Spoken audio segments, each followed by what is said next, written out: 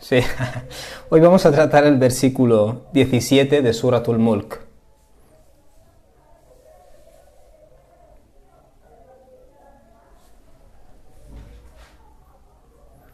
Vale, pues nada, yo empiezo ya. Es importante, creo, que los que estáis interesados en esto, intentéis conectaros a las 10, más que nada porque veo que hay gente que realmente está toda la sesión menos los 5 primeros minutos y es cuando menciono un poco el contexto y eso y a lo mejor se pierde algo, ¿no? Pero bueno, barakallahu fikum por acudir.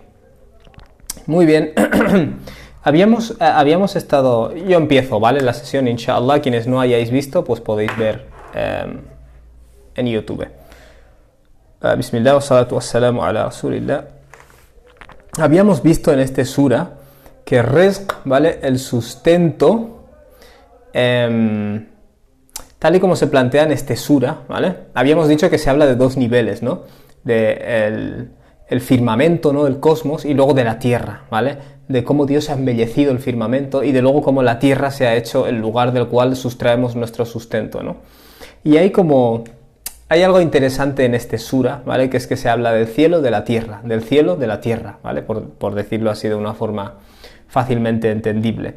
Y eso ocurre exactamente en estos dos versículos en los que Dios está recordándonos que cualquier sensación de seguridad absoluta que podamos tener es una ilusión, ¿vale? En el versículo que estuvimos hablando ayer se nos dice أَأَمِنْتُمْ مَنْ فِي السَّمَاءِ أَنْ يَخْسِفَ بِكُمُ الْأَرْضَ فَإِذَا هِيَ تَمُورُ. ¿Podéis estar totalmente seguros de que aquel que está por encima no provoque que la tierra se hunda junto a vosotros, فَإِذَا هِيَ تَمُورُ, cuando de repente tiembla, ¿no? Y en el versículo de hoy, ¿vale? A grandes trazos, perdón, lo que se dice es am amintum, o es que podéis estar seguros, man fis samai an yursila alaykum hasiba, respecto a que aquel que está por encima no envíe a vosotros un vendaval. Ahora explicaremos lo que significa hasiban. Vale, hasib es al final un viento acompañado de más cosas, ¿vale? Es decir, de una tormenta acompañada de piedras y de objetos y de polvo, de arena, eso. فَسَتَعْلَمُونَ كَيْفَ نَذِيرٌ. Entonces, en ese caso, sí que sabréis cómo era mi advertencia, ¿vale? Eso es lo que termina diciendo este versículo. Echaremos un vistazo a esa expresión, inshallah. Entonces, fijaos, se nos ha hablado del sustento, cómo el sustento procede de arriba y el sustento procede de abajo, ¿vale?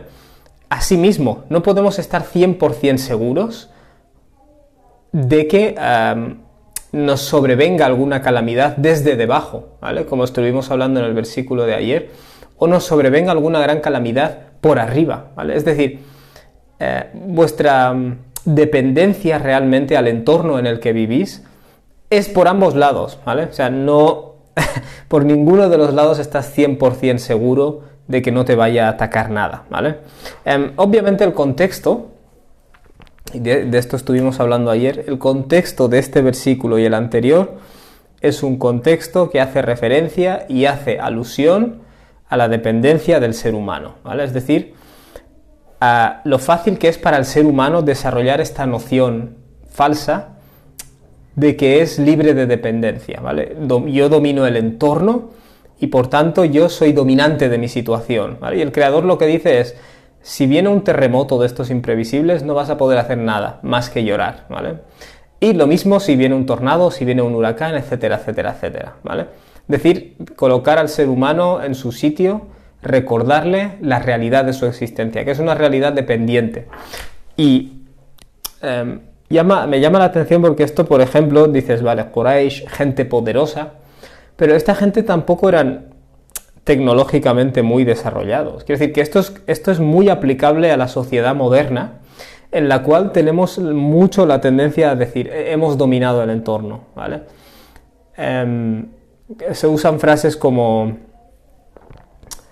la conquista del espacio, ¿no? Que estuvimos hablando, y realmente todo esto son exageraciones que tienen por finalidad autoinfundirnos un sentido de control, ¿vale? Porque al fin y al cabo es lo que queremos los seres humanos, sentir que lo controlamos todo. Y obviamente, tú intentas controlar tu situación en la vida. Eso no tiene nada de malo. Pero hay una falsa sensación de seguridad que desarrollamos las personas cuando nuestra vida es excesivamente cómoda, ¿vale? Y como especie nos ocurre, ¿vale? El creador nos recuerda, ¿vale? No te olvides que por debajo se te podría tragar la tierra, ¿vale? Ayer dimos algún ejemplo de la historia. Y no olvides que por arriba podría pasar exactamente lo mismo, ¿vale? Por tanto, el contexto, lo que pretenden estos versículos es, hemos hablado del kafir, de la persona que es arrogante, que rechaza la verdad. Lo que pretenden estos versículos es mostrar lo absurda que es la arrogancia, ¿vale? Lo absurda que es esta sensación de independencia en el ser humano, ¿vale? Es absurdo. Tu control del entorno es ilusorio, pasajero, limitado. Realmente estás completamente sujeto a todo lo que pueda ocurrir, ¿vale? Fijaos, el versículo obviamente empieza diciendo Amintum, o acaso os podéis sentir totalmente seguros. Y estuvimos hablando ayer de que las principales necesidades del ser humano son el rizq, el sustento, y el aman, básicamente la seguridad, ¿no? Saber que hay provisiones, que comeremos, que no pasaremos hambre y que tendremos seguridad, ¿vale? Esas son nuestras dos grandes deseos. Y este es un sura en el que se nos habla de rizq, ¿vale? Y al final del sura se nos hace la misma pregunta. ¿Qué pasaría si se os elimina el agua potable? ¿Quién podría devolverosla? ¿Vale? Eso es una alusión al hecho de que el rizq o el sustento no lo tienes garantizado al 100%, ¿vale? De nuevo tenemos una ilusión de estar dominando el entorno y tener el sustento asegurado, ¿vale? Obviamente hay personas a las que no les pasa esto, ¿vale? Las personas que viven en una situación de hambruna no sentirán esto. Pero la gente, ¿vale? Que tenemos una situación acomodada, tenemos esa tendencia a darlo por hecho, el rizq, el sustento. Y también damos por hecha la seguridad, ¿vale? Y eso es de lo que tratan estos versículos.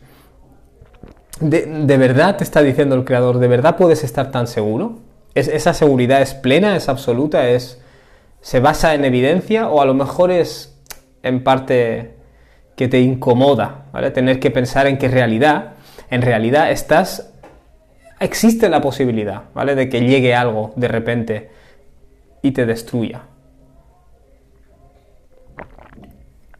Pensar de vez en cuando en esa posibilidad nos ayuda a ponernos en nuestro sitio, ¿vale? Esa es la finalidad de estos mensajes, ¿vale?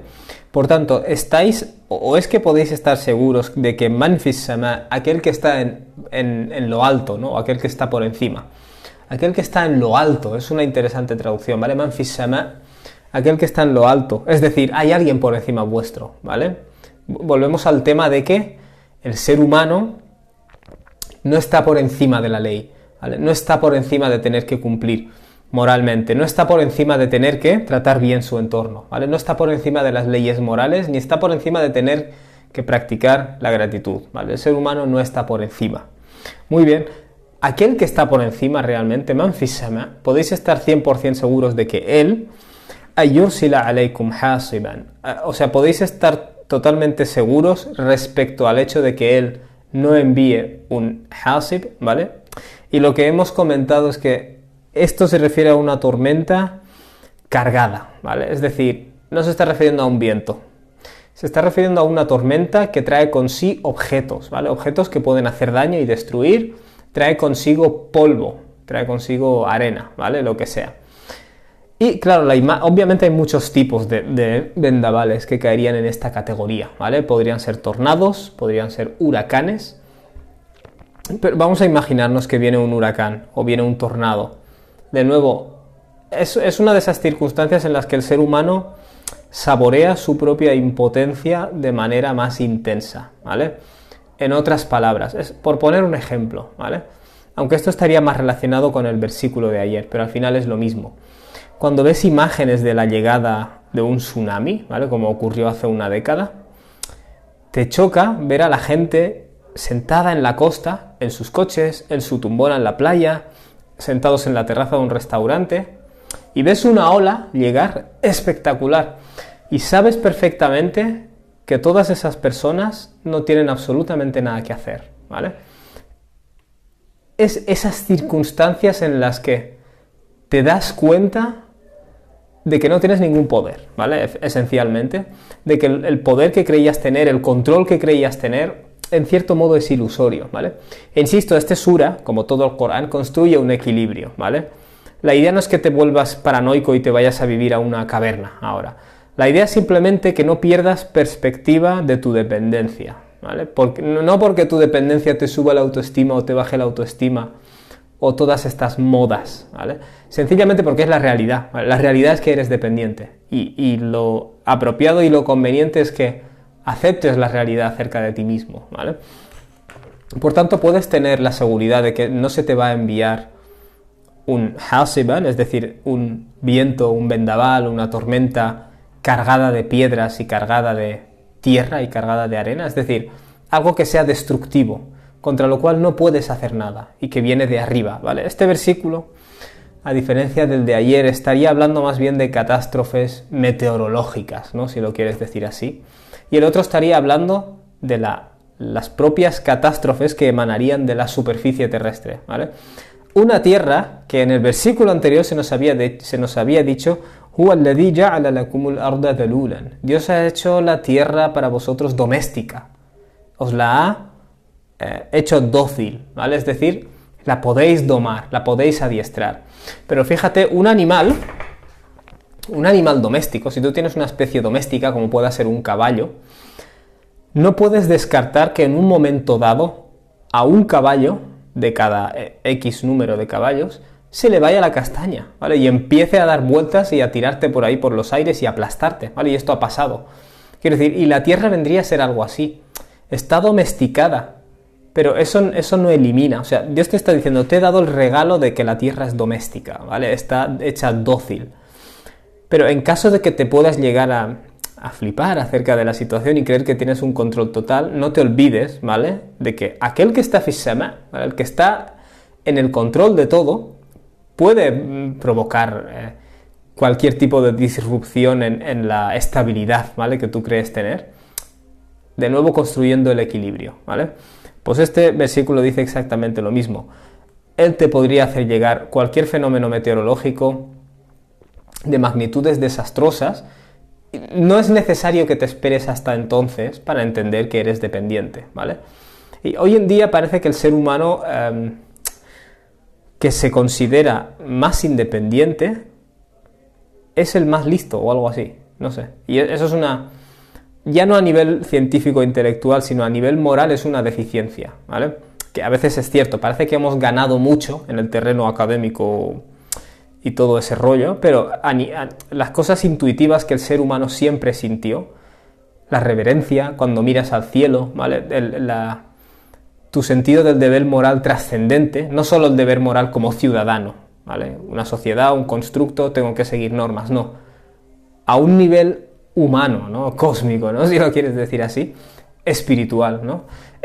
Todo eso está apagándose, ¿vale? Y es importante encenderlo también. De hecho, no me quiero adelantar, ¿no? Pero en uno de los versículos posteriores, Dios nos dice, Huwa alladhi ansha'akum, ¿vale? Él es aquel que os ha producido, ¿no? Por decirlo de alguna forma. Wa ja'ala lakumus sam'a wal absara wal af'ida. Y os ha dotado del oído, de visiones, wal af'ida.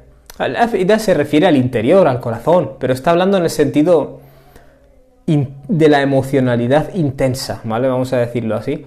En otras palabras, una de las cosas de las que Dios os ha dotado, aparte de los sentidos, ¿vale? El oído, la vista, todo eso, os ha dotado de la capacidad de sentir reverencia, ¿vale?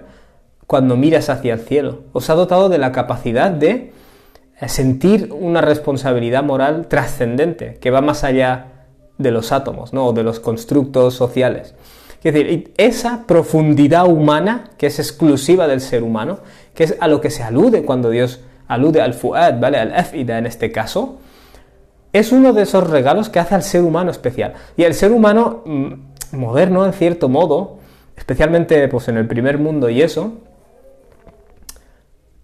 tiende más a lo intelectual, casi como excusa o como pretexto, porque luego en la práctica tampoco es tanto, pero tiende más a justificarse con lo intelectual, pero la parte de la profundidad humana, moral y espiritual, que es esencia de esta especie, se está intentando tapar, o se está intentando decir, bueno, esto es algo de antes, primitivo, pero, ¿sabes? No... Y el Corán, o sea, lo que Dios, el Creador está diciendo es una de las facultades que yo te he dado, por las cuales te responsabilizo.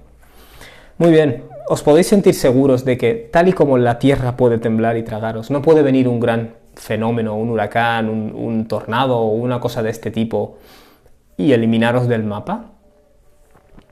Y este versículo termina diciendo, فَسَتَعْلَمُونَ كَيْفَ نَذِيرٌ. En ese caso, sabréis o sabríais كَيْفَ نَذِيرٌ, cómo era mi advertencia, es decir, cómo de verídica era mi advertencia. O sea, fijaos que hemos dicho que el tema de este sura es el indhar, la advertencia, la amonestación, el recordarle al ser humano, recordarle que este cosmos está hecho, ¿vale?, a medida, en cierto modo, y que él está hecho a medida para el mundo en el que vive. Recordarle que la tierra es una fuente de sustento, es como un buffet que se ha puesto a su disposición, ¿vale? Recordarle y amonestarle acerca de las responsabilidades que esto implica, ¿vale? Las responsabilidades morales que esto implica. Asimismo, recordarle al ser humano que su dominio, el dominio que él cree tener sobre el entorno, nunca es absoluto, ¿vale?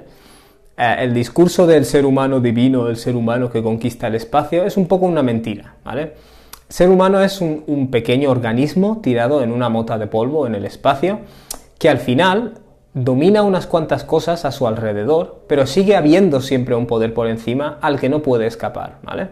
Y esta es la realidad de la condición humana, ¿vale? Entonces es un sura de indhar en todos los aspectos. Indhar podríamos traducirlo como un despertador, ¿vale? Como que tienes a personas durmiendo en una sala y enciendes un despertador, ¿vale? A ver si os despertáis ya y dejáis de dormir, ¿vale? Dejáis de estar dormidos. Y eso es un poco la temática detrás de esto, y se menciona bastante Nadir. Alam ya'tikum Nadir, no os llegó un advertidor, fasata'lamuna kayfa Nadir, ¿vale? De hecho hemos leído otras referencias a este concepto, pero obviamente ahora no lo voy a encontrar, como suele pasar. Bueno, la cuestión aquí, ¿vale? Y con esto iré zanjando. Estamos hablando de la fragilidad humana, ¿vale? Ese sería el tema de este versículo y el anterior, y el resto de versículos, a medida que hablan del sustento, de cómo en la tierra tenemos el sustento, luego nos mencionan nuestra fragilidad, ¿vale? Se está creando un equilibrio. Igual que se crea un equilibrio entre la autoridad de Dios, que lleva a cuentas al ser humano, y su misericordia, y el hecho de que perdona sin parar, ¿vale? O sea, esto es propio del discurso coránico, pero en este caso lo vemos como muy patente, ¿vale? El equilibrio constante, ¿vale? Aquí se dibuja un equilibrio entre te doy de comer, pero no te olvides de que se te puede retirar esta comida. Disfrútala, pero tienes que apreciarla porque se te puede retirar, ¿vale? Es decir, el ser humano puede tener básicamente, así a nivel psicológico, dos actitudes, ¿vale? Una actitud de desesperación extrema y una actitud de confianza extrema, ¿vale? Y eso es lo que se intenta eliminar. La desesperación extrema, ¿vale? Dios la reduce, digamos, el Creador la reduce informándote de que la tierra es amplia, ¿vale? Y Dios ha colocado el sustento. Famshu fi manakibiha, distribuíos a través de sus regiones y comed su sustento. Pero luego está la otra opción, porque justamente estos dos versículos venían juntos, ¿vale? Quiero que reflexionéis acerca de por qué. El otro posible extremo, ¿cuál es? El decir, que equivaldría mucho a cómo vivimos en el primer mundo. Tenemos dominado el planeta, tenemos dominado los recursos, no va a faltar de nada, ¿vale? ¿Acaso puedes estar 100% seguro de eso que estás diciendo? Es decir, no hay ejemplos en la historia y en el presente de que no hay tanto control, ¿vale? Es decir, equilíbrate, ¿vale? Pero la temática central sería esa, la fragilidad humana, ¿vale? Alguien podría contestar, ¿vale? Podéis estar seguros de que aquel que está por encima no hará que la tierra os trague. Hay personas que te dirían, bueno, podemos estar seguros porque podemos predecir o prever los terremotos. Esta afirmación, de hecho, es científicamente incorrecta, ¿vale? Porque hay determinados tipos de terremotos que simplemente no podemos prever, ¿vale? Y luego, por supuesto, pueden haber otras hecatombes y otras catástrofes que no sean solo terremotos. Mira, por ejemplo, el coronavirus. Es decir, el virus este, por favor, no os pongáis a debatir de si es verdad, si no es verdad, si han sido los americanos, si han sido los chinos, si han sido los judíos. No se trata de eso, ¿vale? Vamos a imaginar que es una epidemia real, ¿vale? Esto nos indica de nuevo nuestra fragilidad. Quiero decir, todos teníamos planes para el año 2019, el año 2020, mejor dicho. Y a muchos de nosotros se nos aplastaron nuestros planes. Muchos de nosotros estamos lejos de nuestra familia y no podemos ir a verlas. Quiero decir, y hay algo bueno, entre comillas, ¿vale? Si eres muslim, en estas cosas que te fuerzan a practicar el tawakkul, ¿vale? Te fuerzan a aprender a apoyarte, ¿vale? En el Creador y decir, acepto, ¿vale? Acepto lo que Él decrete, ¿vale? Y una de las razones por las que mucha gente tiene mucha ansiedad es porque tenemos bajísima tolerancia a lo imprevisible, ¿vale? A lo impredecible. Nuestra sensación de control que creemos tener nos hace pensar que no pueden pasarnos estas cosas. Siempre hemos visto en la tele terremoto allí, tsunami allí, yo qué sé, epidemia, el ébola, pero todo eso siempre es lejano, ¿vale? Dios está diciendo, ¿es lejano? ¿Estás seguro de eso? Cuando ocurra, فَسَتَعْلَمُونَ كَيْفَ نَذِيرٌ, verás que la amonestación que se te dio, en este caso la amonestación a entender que no todo está bajo tu control, era perfectamente verídica, totalmente verídica. Te la tenías que tomar en serio, tenías que aprender a convivir con esta realidad, pero no lo hiciste, ¿vale? Hasta que te ha llegado. También se puede entender en este contexto como si Dios estuviera hablando a los Quraishíes y les estuviera diciendo, si yo ahora os castigara por vuestro kufr, como ha ocurrido en naciones del pasado, veríais entonces, فَسَتَعْلَمُونَ كَيْفَ نَذِيرٌ, veríais la magnitud y la seriedad de aquello que se os advirtió, ¿vale? Kaifa nadir realmente significa kaifa nadiri, ¿vale? Tendría que llevar una ya al final, pero en el Corán se elimina a menudo eso, ¿vale? Y se convierte en una kasra, kaifa nadir. Pero la frase es kaifa nadiri. ¿Sabríais cuál es la magnitud de mi advertencia? Está diciendo el Creador, ¿vale? Y quiero que he dado el ejemplo de esta pandemia porque nos ha forzado a todos, en cierto modo, a decir, wow, realmente no podemos estar 100% seguros nunca de que todo va a ir bien, ¿vale? En fin, el deseo de controlar las cosas no digo que sea malo, ¿vale? Estamos hablando de excesos, ¿vale? Estamos hablando de excesos. Muy bien. Que por cierto, he mencionado que hay tipos de terremotos que no, particularmente antes he estado hojeando un libro que tengo aquí sobre ciencia. Tiene un apartado dedicado a los terremotos y se mencionaba algo muy interesante. Por supuesto que hay tipos de terremotos que son impredecibles, ¿vale? Y por supuesto que lo que sabemos es muy poco, ¿vale? Hay una idea en la calle de la cultura popular de que conocemos mucho y dominamos mucho el entorno. Pero la gente de conocimiento, en los ámbitos de ciencias naturales, es perfectamente conocedora de lo poco que sabemos, ¿vale? Una de las cosas que se mencionaba interesante es que hay ciertos tipos de animales que empiezan a actuar de manera muy agitada antes del terremoto, ¿vale? Y no sabemos por qué, ¿vale? No hay una base científica todavía de qué es lo que perciben o lo que ven, que perciben el terremoto desde mucho antes, ¿vale? Me ha parecido interesante porque digamos que el terremoto para nosotros, el terremoto que se avecina, para los seres humanos es ilmul ghaib, es un conocimiento inaccesible hasta que nos golpean la cara. Y hay otros animales, ¿vale? Pues que son especies que tendemos a pensar de ellas como que son inferiores, pero hay ciertos conocimientos que para nosotros son min al-ghaib, son parte de lo inaccesible, a los que ellos tienen acceso antes que nosotros, ¿vale? Me ha parecido un dato muy interesante. El reconocer que las cosas ya son realidad y ya se saben antes de que nosotros las sepamos. Nuestra ignorancia, que lo que hace es básicamente que ese mal nos golpee en la cara, no elimina que la realidad ya estaba allí, ¿vale? Quedaos con esto, porque en futuros episodios de Suratul Mulk hablaremos de eso. La realidad no es anulada por el hecho de que tú todavía no la sepas, ¿vale? Lo dejo ahí. Uno de los du'ás que el profeta ﷺ enseñó a hacer por las mañanas y por las tardes, adhkarus sabah wal masa, los recordatorios que hacemos por la mañana y por la tarde, que hacemos inshallah, ¿vale? Y aquellos que estéis viendo esto, si no lo hacéis, si no tenéis esta práctica, al menos incorporadla en la mañana, 15 minutos, una serie de frases que el profeta ﷺ menciona que te reconectan con estas realidades, ¿vale? Una de esas frases es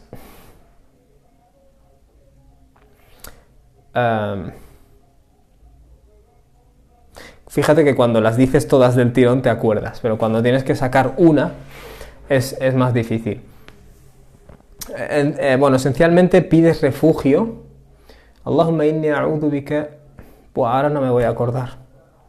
A ver si alguien se acuerda, ¿vale? La frase en la que Dios menciona, o sea, la frase que el profeta mencionaba, utiliza la frase عن يميني وعن شمالي ومن فوقي وأعوذ بعظمتك أن أغتال من تحتي. Es decir, busco refugio en ti del mal que proceda de mi derecha, de mi izquierda, عن يميني وعن شمالي ومن فوقي, y desde encima mío, ¿vale? وأعوذ بعظمتك, y busco refugio en tu grandeza, supongo que sería una traducción. أن أغتال من تحتي, el ser destruido por debajo, ¿vale? Quieras o no, cuando repites estas frases cada mañana, empiezas el día ya con una sensación doble, ¿vale? Con la sensación, obviamente, de que realmente ¿sabes? Mucha gente no empieza el día recordándose a sí mismo que puede venir algo por encima y destruirte o algo por debajo, ¿vale? O sea, el primer beneficio es recordarte esa realidad, ¿vale? El segundo beneficio es que le estás pidiendo a Dios refugio de ello, es decir, sentirte más seguro, ¿vale? Fíjate que estos son duás que dices cada día, pero como los dices del tirón, se te olvidan, ¿vale? Pero bueno, quería mencionar eso, ¿vale? De todos modos, tenéis acceso, cuando termine el directo, os podéis meter en Google y darle Hisnul Muslim, la fortaleza del musulmán PDF. Escribes en Google, la fortaleza del musulmán PDF. Y al instante te descargas un PDF donde se mencionan algunas de las frases que el profeta decía, alayhi salam, por la mañana y por la tarde y por la noche y antes de comer, etcétera, etcétera, ¿vale? Pero decir las frases, aunque sea por la mañana, es un hábito que se tiene que tener, ¿vale? Se tiene que cultivar, inshallah, que salgamos de este Ramadán añadiendo algo a nuestro repertorio. Bueno, barakallahu fikum, espero que os haya interesado la sesión. Vamos a ir al turno de preguntas, inshallah. Las ponéis abajo en la cajita esta donde hay un interrogante. Abdel LK dice, ¿podrías dar ejemplos científicos para demostrar que el Corán es la palabra de Dios, hermano? ¿Y está bien? Sí, cuando me preguntas si está bien, ¿quieres decir si está bien dar ejemplos de que el Corán es la palabra de Dios? Ejemplos científicos. Sí, obviamente, tiene un fundamento muy lógico, que es que si Dios ha creado este universo y Él ha revelado el Corán, tiene que haber correlaciones en cierto modo, ¿vale? Dicho esto, hay un peligro, ¿vale? Que es que, por ejemplo, cuando yo te hablo a ti y te digo cosas como que el sol ha salido, si Dios te dice reflexiona acerca de la salida del sol, nadie puede venir y decirte es un error científico porque el sol no sale, es la Tierra la que gira. En esta frase no se te está dando una descripción cósmica, ¿vale? Se te está llamando a ti a una actitud moral y espiritual, que es que cuando salga el sol, que desde tu perspectiva es la salida del sol, yo que sé, tú lo aprecies, ¿no? Es decir, y a veces con esto de las explicaciones, leer el Corán como si fuera un libro de ciencia, que no lo es, nos conduciría a malinterpretar la intención del autor, que en este caso es el creador. Su intención no siempre es describir fenómenos cósmicos, ¿vale? Dicho esto, en muchas de las reflexiones del Corán acerca de la forma en la que está hecho el universo o el mundo natural, ¿no? La forma en la que están hechos los cielos y la tierra, existen ayat, existen signos, ¿vale? Y en el transcurso de la explicación de estos signos, algunas de las formas en las que se explica, naturalmente es sospechoso, ¿vale? Teniendo en cuenta que fue compuesto supuestamente, o sea, si no viene de Dios, tuvo que ser compuesto por un árabe del desierto hace 14 siglos, cuyas fuentes primarias debían de ser, pues, transmisiones judeocristianas, que tampoco está claras cuáles son, orales, apócrifas en muchos casos, quiere decir, algo deja de cuadrar, ¿vale? Uno de los ejemplos más claros es si coges la narrativa de la creación en la Biblia, desde una perspectiva científica, ¿vale? No se puede sostener. Y entiendo que hay muchas personas que creen en esa narrativa que te dicen, no es una descripción científica, tiene una moraleja. Vale, pero realmente no es una frase que existe como lo de salir el sol, ponerse el sol, ¿vale? No son frases que existen en la lengua, es una descripción detallada de eventos, que es errónea, ¿vale? Claro, y cuando te fijas en el Corán, se usan frases como que los cielos y la tierra estaban comprimidos y Dios los expandía. Bueno, sabemos que esto es verdad. Dios dice, as-sama, el cosmos, banaynaha, lo hemos constituido, wa inna la musi'un, y lo estamos expandiendo constantemente. Bueno, esto es totalmente cierto, ¿vale? Cuando Dios habla en el Corán del origen de la tierra, usa la frase de thumma stawa ila as-sama. Además, Dios se dirigió al cosmos, no as-sama, a todo lo que tú ves en el firmamento, ¿vale? Wahia duhan, cuando era humo, ¿vale? Podrías traducirlo como cuando era gas. Y este tipo de frases que usa el creador en el Corán es como... son sospechosamente acertadas, ¿no? Podríamos decir así. Dicho esto, realmente es una forma racional de demostrar que el Corán es la palabra de Dios, ¿vale? ¿Por qué digo racional? Porque a través del pensamiento lógico-matemático, obviamente, si Muhammad era del siglo VII y sus fuentes eran unas, y luego te viene con estas informaciones y estas descripciones, es una cuestión de lógica, ¿vale? Por lógica, alguna fuente hay allí que podría no ser las fuentes que se nos dice que son, ¿vale? Y de hecho el Corán hace recurso a esto, ¿vale? Y te dicen a menudo, este Corán no podría haber sido generado por nadie que no sea Dios. Walakin, por el contrario, es tasdiq, es una confirmación de todas las verdades que ya venían reveladas anteriormente. Wa tafsil, y además es una exposición concisa, ¿vale? No tienes toneladas de escrituras ahí que son un follón, no sabes quién es el autor, no, es conciso, una descripción concisa. Assalamu alaikum, ¿cómo se llama el libro de ciencia del que has hablado sobre los terremotos? Bueno, lo voy a enseñar. Realmente fue una de mis lecturas del confinamiento anterior, ¿vale? Se llama Una breve historia de todo, de casi todo.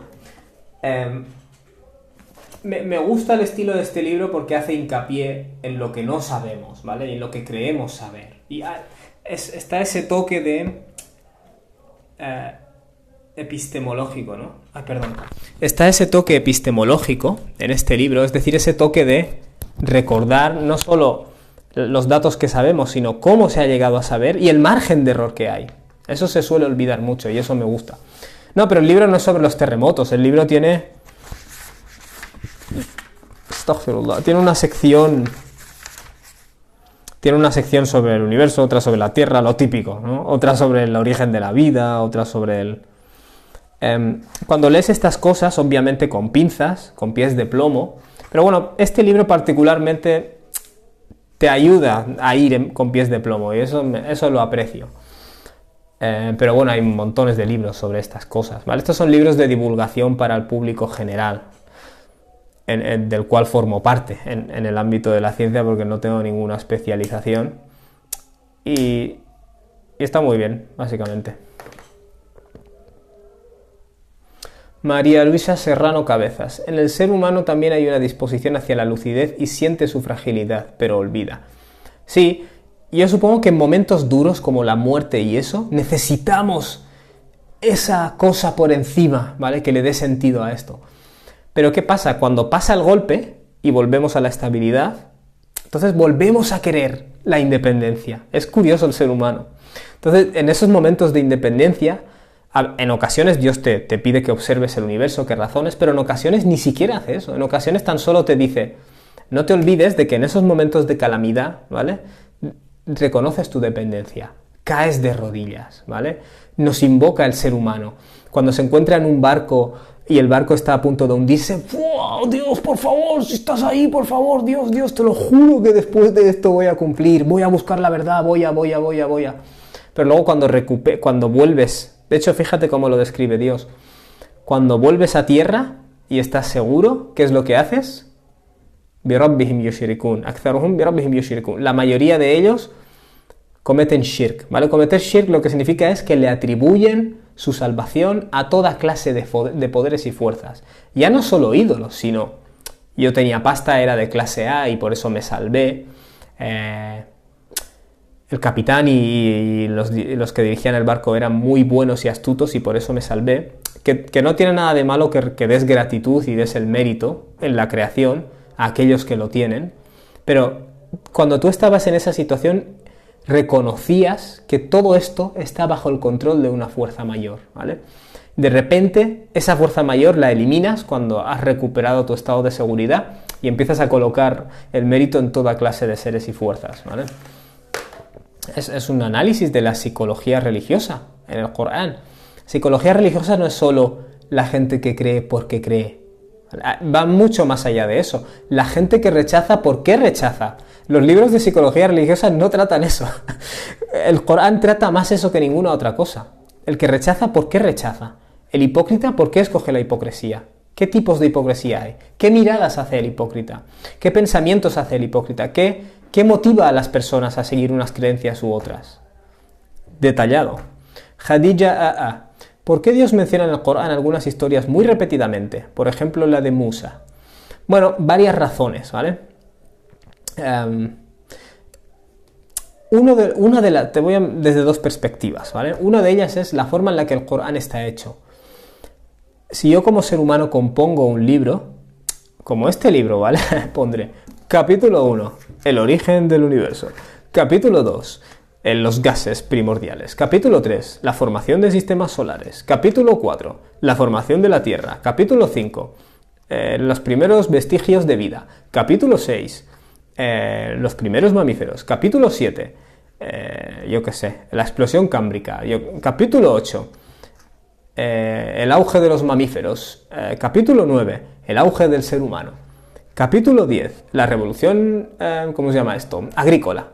Capítulo 12, la expansión, bla, bla, bla, y lo que sea. Es decir, es una descripción de los eventos a través de una línea, ¿vale? En forma lineal, como suelen decir. Sin embargo, el Corán no está compuesto dentro del universo. El Corán procede, ¿vale? De fuera del universo. Entonces, obviamente, su composición no va a ser lineal.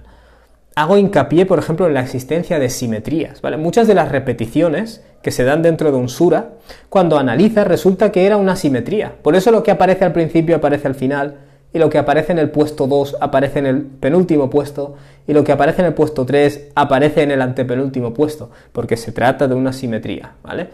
Y quiero que entiendas que si el Corán procede de fuera del espacio-tiempo y de nuestras limitaciones, esto tiene toda la lógica del mundo. Un ejemplo que yo doy, ¿vale? Es cuando tú observas el universo, no está hecho en forma de línea, está todo hecho a través de simetrías, o sea, los sistemas solares, las galaxias, las conchas del caracol, las formas de las flores, todo está hecho de una forma que no es la forma en la que los humanos componemos las cosas, ¿vale? Por tanto, y la organización de los suras en el Corán es una de las cosas que responde, digamos, al por qué hay repeticiones. La segunda de ellas, ¿vale? Y esta quizás es la que más se menciona en comentarios del Corán, viene a ser la siguiente. De nuevo, el Corán no es lineal, ¿vale? El Corán no asume que por decirte, Dios no asume, que por decirte una cosa una vez ya te vas a acordar de ella. Las cosas que son más importantes se te recuerdan más, ¿vale? El taqwa aparece mencionado montones de veces en el Corán, ¿vale? La importancia de establecer la oración aparece mencionada montones de veces en el Corán. Piensa que muchas de las enseñanzas del Corán vienen en forma de historia, ¿vale? Por ejemplo, la historia de Moisés. No es solo la historia de Moisés y Faraón, ¿vale? Es la historia de la humildad contra la arrogancia. ¿Por qué Faraón representa la arrogancia en su máxima manifestación? Su arrogancia en el apego a la vida del mundo, ¿vale? Su arrogancia en oprimir a otras personas, porque hay personas que caen en una categoría pero no en otra, ¿vale? Su arrogancia en creer que nadie está por encima de él. Ana rabbukumul a'la, dice, yo soy el amo, el número uno. Esto no quiero oír a nadie sugiriendo que hay otro ser divino aparte de mí, ¿vale? Y a quien lo haga le castigaré. Es decir, en el ámbito humano, en el ámbito familiar, en el ámbito de genocida, y en el ámbito religioso, ¿vale? En el ámbito de querer colocarse por encima de todos, y luego la superdefinición del kafir. ¿Qué es un kafir? Una persona que ve pruebas y lo rechaza. Bueno, en el caso de Faraón esto es muy acentuado, ¿vale? Porque se le mostraron signos, rechazó. Cuando le llegó el castigo dijo, no, sí, ahora, subhanallah, Moisés, pídele a tu Dios. Y cuando se le retira, de nuevo rechaza, de nuevo le viene otro castigo, ¿vale? Es decir, es la manifestación máxima de la arrogancia, ¿vale? Faraón es la prueba cuando la gente dice, yo no creo hasta que no lo veo, de que puedes verlo y rechazarlo cuando se te libra del castigo. Y luego lo vuelves a ver y lo vuelves a rechazar. Y así sucesivamente hasta su muerte. Entonces, fijaos, Moisés es justamente lo contrario, ¿vale? Es una persona humilde, tiene sus inseguridades, porque cuando Dios le envía a Faraón, ¿qué es lo que dice Moisés? Tengo miedo de que se rían de mí porque tartamudeo, ¿no? Una de las súplicas que hace Moisés es wahlul 'uqdatan min lisani, desata el nudo de mi lengua, ayúdame a que sepa hablar bien, apóyame con Aarón, porque él me ayudará con el tema de expresarme bien. Es decir, es una persona, Moisés, muy humilde. Cuando se le habla por primera vez en el monte, se pone a explicarle a Dios, mira, Dios le dice, ¿qué es este palo que llevas? Y Moisés le dice, bueno, es el palo pues, que me sirve pues, para apoyarme cuando camino, cuando... O sea, se le ve una persona muy campechana, ¿sabes? Muy normal. Es todo lo opuesto a esa arrogancia de Faraón de que yo soy el rey. No sé si me explico. Moisés es la manifestación de la humildad, de un sirviente de Dios, de una persona moral, de una persona que se equivoca, que se arrepiente de un error que cometió. Te ves muy reflejado, ¿vale? No en el ser un profeta, por supuesto.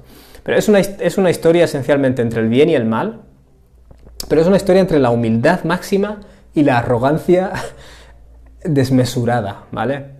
Entonces, es una historia arquetípica de la condición humana, ¿vale? ¿Y qué es lo que ocurre? Que se menciona en el Corán sin parar, ¿vale? Se menciona en el Corán sin parar. Es decir, una de las razones de la repetición es la necesidad de que algo sea repetido constantemente. ¿Por qué, por ejemplo, cuando rezamos decimos Ihdina as-sirata al-mustaqim, guíame al sendero recto? Claro, si en un día rezamos 17 rakat, repetimos esto 17 veces. ¿Por qué? ¿Por qué? Si Dios ya te guía, ya estás guiado. No, la guía es algo que necesitas constantemente, ¿vale?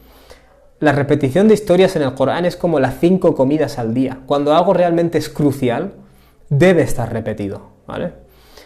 Y Dios dice en el Corán, Allahu nazzala ahsana al-hadith, Dios ha hecho que descienda una y otra vez, es decir, a trozos podríamos decir, ahsana al-hadith, el mejor de los discursos o el más bello de los discursos, kitaban mutashabihan, es un libro con similitudes internas, ¿vale? Esa es una de las traducciones. Mathani, con reiteración, ¿vale? Es un libro con reiteración y repetición, no sabría cómo decirlo, ¿vale? Pero es un libro, es un discurso en el que las cosas importantes se te recuerdan una y otra vez, es un dhikr, ¿vale? No es un libro de texto, no puedes esperar que tenga la estructura de un libro de texto. Carolina, resulta irónico que la persona en una catástrofe es cuando siente seguridad de lo inevitable. Sí, es otra forma de seguridad.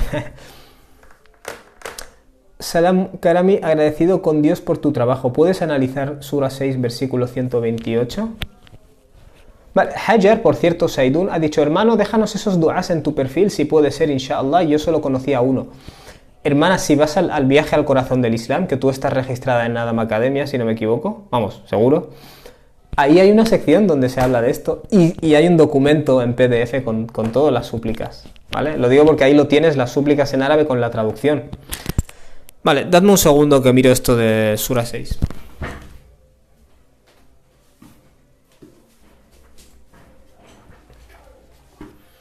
De todos modos, cuando me decís puedes analizar un versículo así en la cuestión en el turno de preguntas y respuestas, eso no... veis que para mencionar una frase pues nos pasamos media hora, ¿vale? Y lo que estamos haciendo es un resumen. de todo lo que se podría comentar.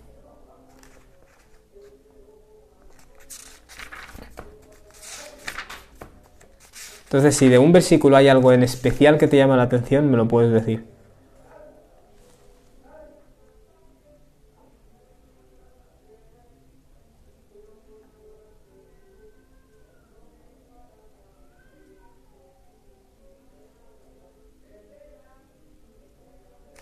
Vale, bueno, en resumen, hermano, un análisis no te lo puedo hacer en un turno de preguntas y respuestas. Pero en resumen, este versículo lo que está haciendo es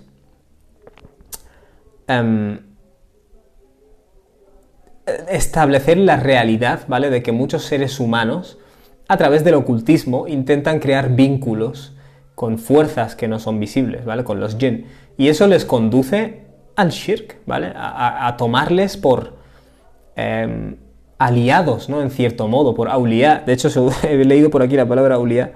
وَقَالَ أَوْلِيَاؤُهُم مِّنَ الْإِنْسِ.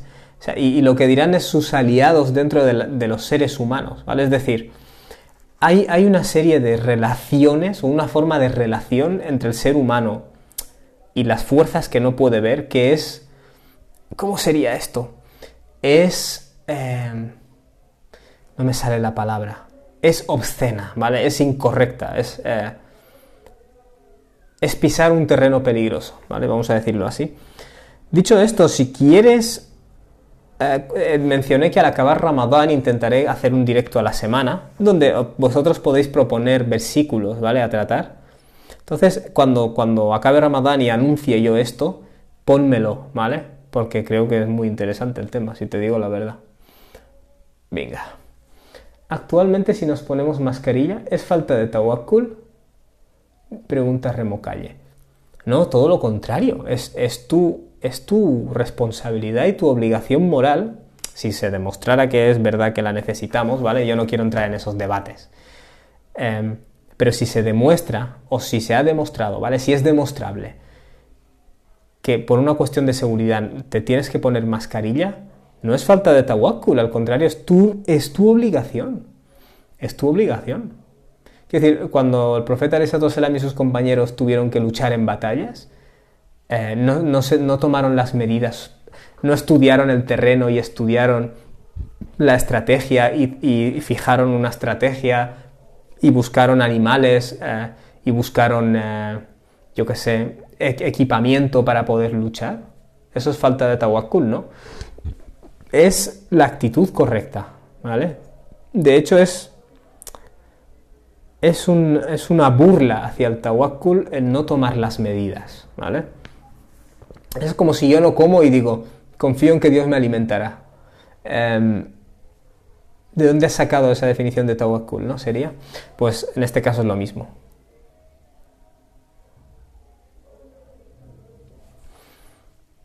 Haytham dice, Dios ordena a Moisés de hablar bien a Faraón, a lo mejor reflexionará. Y muchos ni siquiera respetan a los padres. Que Dios nos guíe. Sí, de hecho, una de las cosas que Dios le dice a Moisés es, ve a Faraón y dile, faqul, hal laka ila an tazakka. No hay posibilidad de que intentes limpiarte, o sea, limpiarte de la arrogancia esta loca que te tiene dominado. Es decir, que la idea siempre es ve y háblale bien, ¿vale? Y Moisés habla, argumenta, debate, no entra con una espada y dice ¡Allahu Akbar! Y vamos a matar a todos. Es decir, así es como se hace la da'wa, es la invitación. Que Dios está diciendo al peor de los seres humanos, se le invita.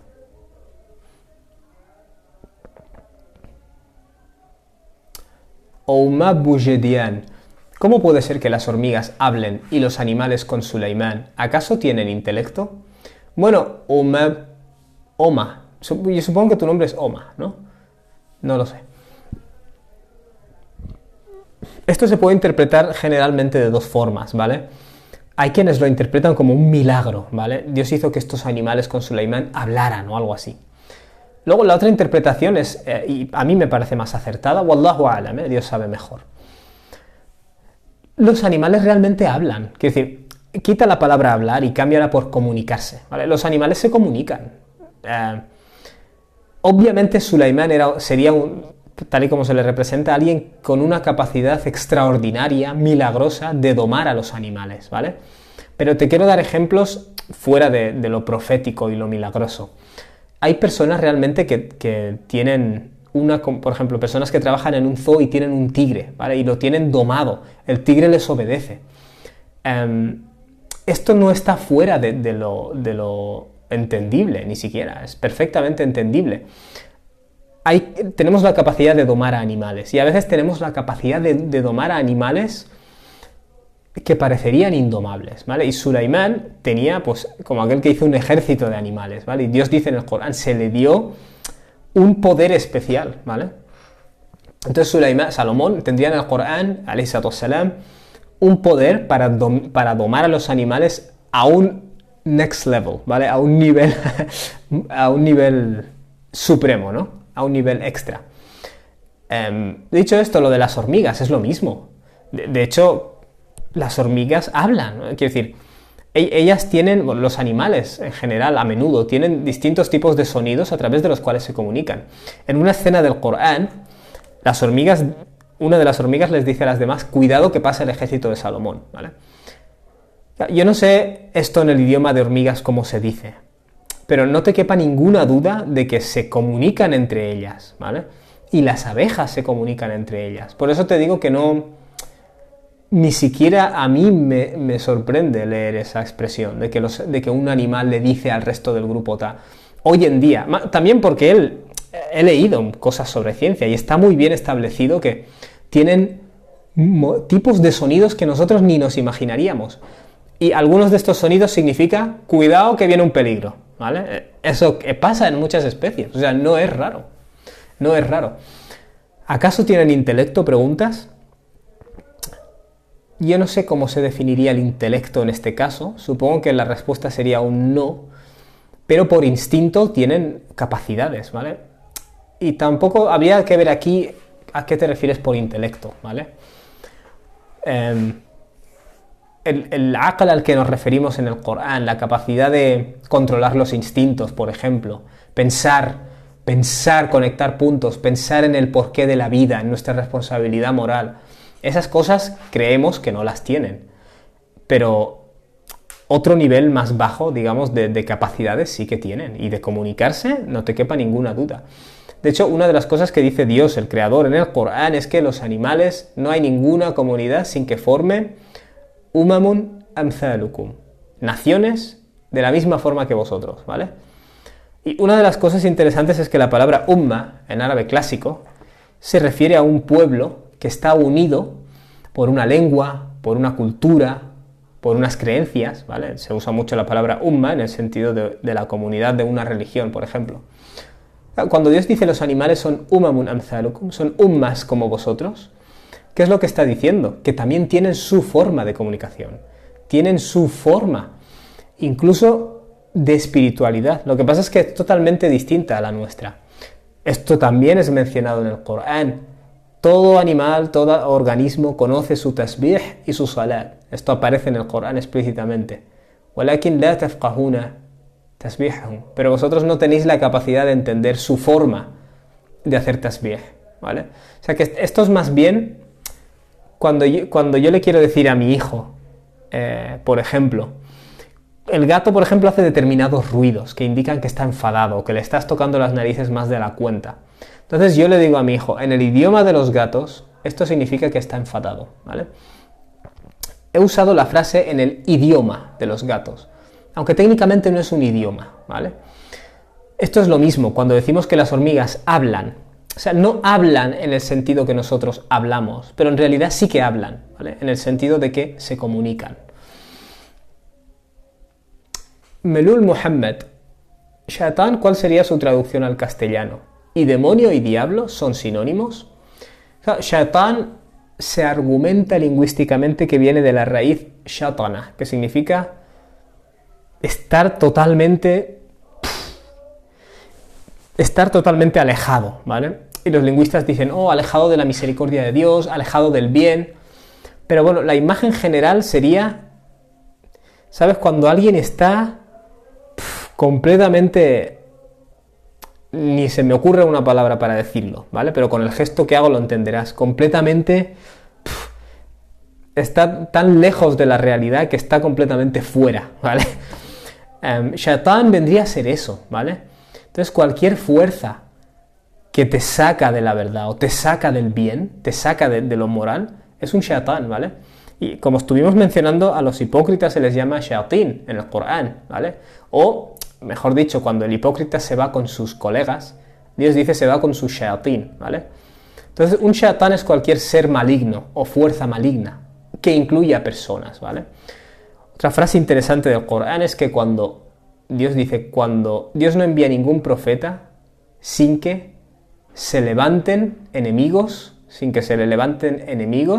shayatinul insi wal jin, es decir, fuerzas del mal dentro del ins, dentro de la especie humana, y dentro de al-jin, dentro de los seres invisibles. Por tanto, la palabra shaitan es una descripción genérica de las fuerzas malas, malignas y destructivas, ¿vale? Cuando se habla de el demonio, ¿vale? Dios usa la frase ash-shaitan, ¿vale? El shaitán. Es decir, no es el único shaitán, toda fuerza del mal es un shaitán. En este caso se dice, cuando se habla de Iblis, al-shaitán, ¿vale? El maligno, ¿vale? La fuerza del mal en mayúsculas, ¿vale? Shaitán yo lo traduciría como fuerza del mal, ser maligno, dependiendo del contexto. De hecho, hay un interesante hadith donde se dice, cuando veas a un perro negro, mátalo, porque es un shaitán, ¿vale? Y claro, mucha gente lee esto y dice, ¿qué significa esto? Pero fíjate, en algunos de los comentarios de hadith se menciona que en Medina hubo una plaga de perros rabiosos, ¿vale? Eran perros negros que debían venir de la periferia de Medina o algo. Y aquí estaría el profeta hablando, cuando veáis a un perro negro, es uno de estos perros que traen la enfermedad esta, hay que liquidarlo, ¿vale? O sea, es una cuestión de salud pública o de seguridad pública, hay que sacrificarlo. Y aquí la palabra shaitán se estaría usando en el sentido de un ser peligroso, que rompe el orden, ¿vale? En este caso la salud pública. Pero es una fuerza del mal, ¿vale? Es una fuerza de destrucción, vamos a decirlo así. Y es interesante porque esto está en comentarios de hadith. Quiere decir que hay gente hoy en día que lee este hadith y dice, pues cuando veo a un perro negro en la calle lo mato porque es un demonio. Y ayer estuvimos hablando un poco de esas tendencias supersticiosas a veces, ¿vale? Hay que ampliar el conocimiento. Pero para que veas que la palabra shaitán tiene en el árabe clásico, no digo en el uso del musulmán medio, ¿vale? El musulmán medio senegalés, el musulmán medio argelino que te encuentras por la calle, sino en el árabe clásico tiene un significado más profundo y genérico, ¿vale? Sobre si demonio y diablo son sinónimos, lo desconozco. No sé la etimología exacta de estas palabras en castellano. Supongo que, damas y caballeros, tendría que ir cortando. Sí, son las 11 ya. Lo siento, ¿eh? ¿Corona es shaitán? Me dice alguien aquí. Coronavirus. No, depende. No es shaitán, o sea, no es el demonio. O sea, no es Iblis que ha hecho el coronavirus, ¿vale? Pero si, por ejemplo, si alguien argumentara lingüísticamente, ¿vale? Que shaitán es toda fuerza que rompe la armonía, en cierto modo, pues el virus es un shaitán. Bueno, pues, si lo quieres decir así. Pero bueno, es una frase que puede conducir a tanta confusión que no sé si merece la pena usarla. Bueno, habiendo dicho esto, hermanas y hermanos, voy a zanjar la conexión por hoy. Mañana nos veremos. Mañana hablaremos acerca del versículo 18. Guay, un versículo guay. Inshallah nos vemos, ¿vale? Os sigo instando a que vayáis al enlace de mi biografía y os registréis a Adam Academia, porque ahí estudiamos el Corán entero, estamos ahí en proceso y hay muchos otros cursos interesantes. Algunos tienen que interesar, vamos, es material muy interesante. Barakallahu fikum, wassalamu alaikum wa rahmatullahi wa barakatuh. Os insto, por cierto, a los que estáis aquí a que intentéis mañana conectaros a la clase, mañana y todos los días, a las 10 en punto, ¿vale? Que mucha gente se conecta ahí 10 y cuarto y me da lástima porque siempre hay una parte importante del análisis que ya se ha perdido, ¿vale? En fin, barakallahu fikum, wassalamu alaikum.